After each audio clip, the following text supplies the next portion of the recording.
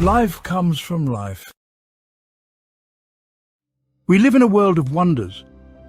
We are surrounded by an awe-inspiring vast cosmos whose planets and stars move with clockwork precision. The most surprising phenomenon within this cosmic space is the presence of living beings, each of which is fascinating in its own right.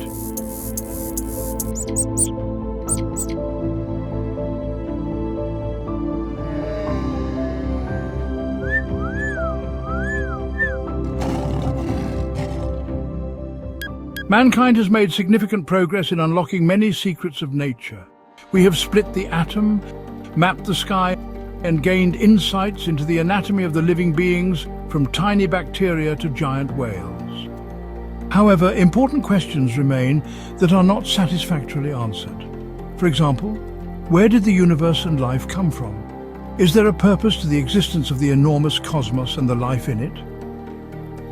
Let's try to find the most convincing answer to our origin. The source of matter and life is an extremely important question, as our answer strongly influences our morality, our lifestyle, and our purpose in life. It also decides whether there is a higher meaning to our personal existence or whether everything ends for us with death. How did life appear on Earth? According to modern textbooks, the first form of life was a single-celled organism like a bacterium, and it was formed accidentally by spontaneous, step-by-step combination of millions of molecules.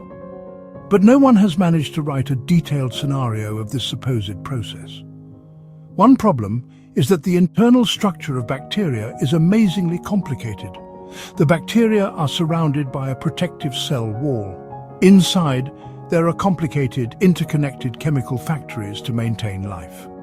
Moreover, the whole complex system of a bacterium is able to duplicate itself. Actually, these tiny unicellular beings are much more complex and effective than any human-made machine.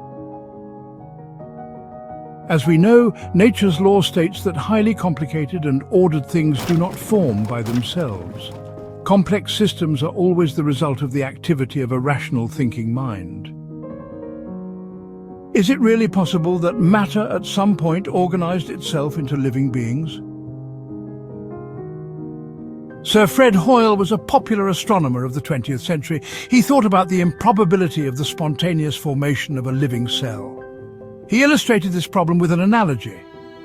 A junkyard contains all the bits and pieces of a Boeing 747, dismembered and in disarray.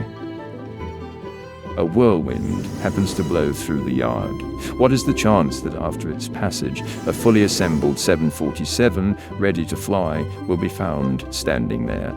The accidental formation of a living cell is even less likely than a hurricane producing an airplane.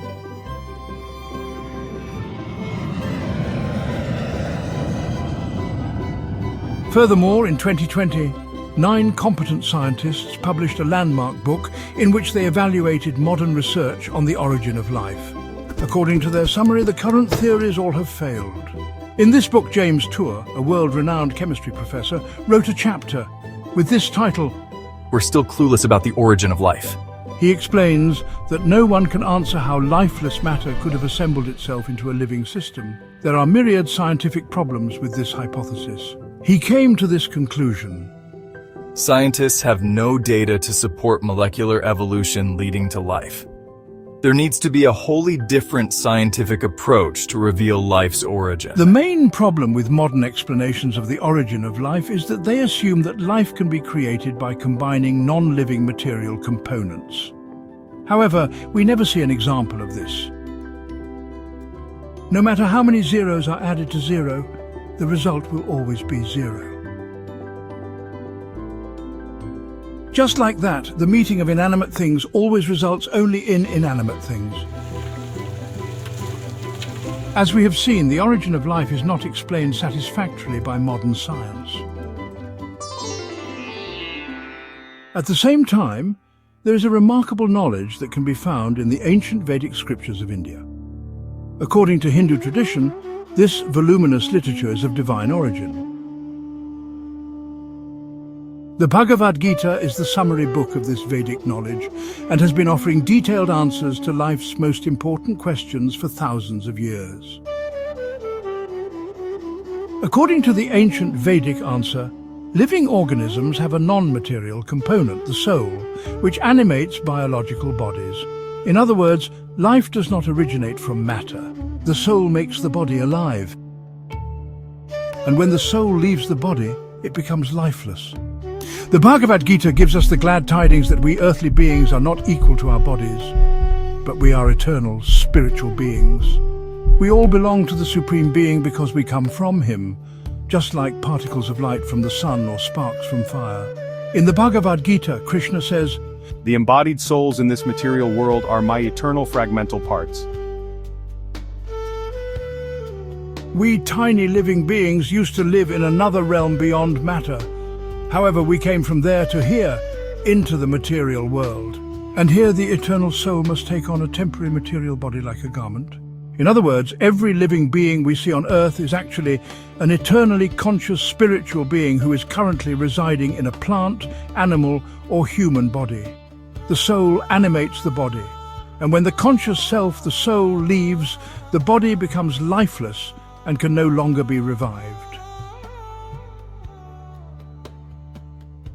The characteristics of living beings are, for example, that they carry out metabolism, they move, they grow, they reproduce, they perceive their environment and react to it. If we examine the world of the living, we see that sentient beings are never created from inanimate matter, but are born from their parents, from other living organisms.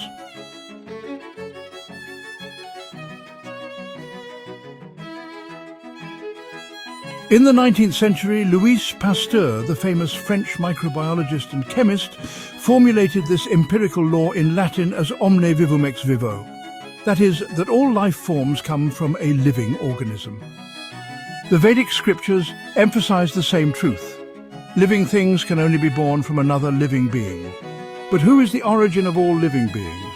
The source of all life is the Supreme Being, God Himself. So in every way, life comes from life. The original Father, who has no other origin and from whom all others are descended, is God. The Vedic teaching revealed the secret, that God is not only an all-pervading light, but a wonderful spiritual personality, who is the source of all life, matter, and energies. This ultimate source is Krishna, the Supreme Personality of Godhead. The Bhagavad Gita calls Krishna the father of all the living beings.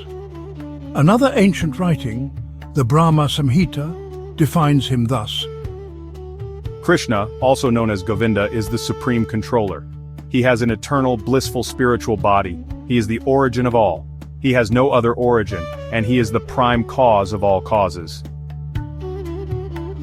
The Supreme Personality of Godhead is the origin of everything. His mighty intelligence is reflected in every sublime, beautiful and glorious phenomenon that we see in the material world, in an impressive waterfall, and in every wonderful feature of inanimate and animate nature. The Vedic teachings also speak about the journey of the soul through various bodies. During the process of reincarnation, the soul enters more and more complex bodies. It takes on the bodies of aquatic creatures, then plants, insects, amphibians and reptiles, birds and mammals, until it finally reaches the human form.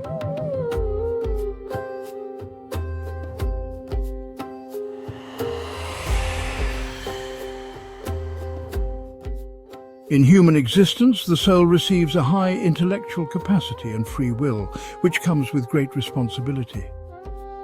Consequently, our behavior determines how we reborn after death. If we have lived badly, next time we can be born in an animal or plant body. If we lived a pious life, then we can reincarnate again as a human, or we can end up in some visible or unseen part of the vast cosmos. But the most important gift of human life is that in this body, the soul can inquire about the true meaning of life and understand it through scriptures and qualified spiritual teachers.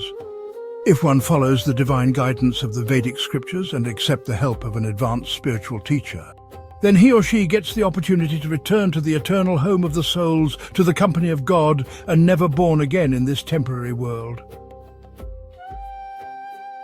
Every human being has a built-in curiosity about the ultimate purpose of their existence.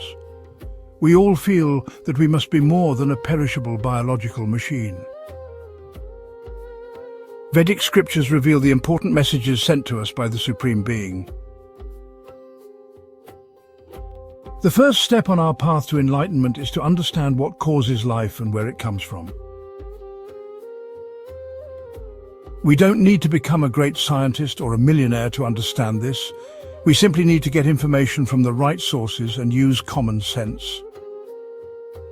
Srila Prabhupada, the founder Acharya of the International Society for Krishna Consciousness, in his books and lectures provides assistance for this honest inquiry. The whole world is running on a false theory that life is born out of matter. But that is not a fact. You cannot manufacture life by combination of chemicals. We have no such experience that from dead matter living entities are coming. That is not possible.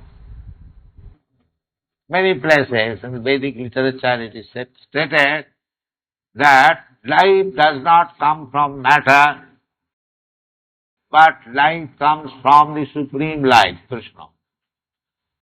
That is the verdict of the Vedic. This is a fact that life comes from life. Life comes from life. Life comes from life. Thus, Vedic knowledge provides a profound and logical explanation for the origin of life, one that aligns with both our intuition and empirical observations. Understanding our spiritual nature opens the door to a deeper sense of purpose, far beyond the limitations of materialistic theories.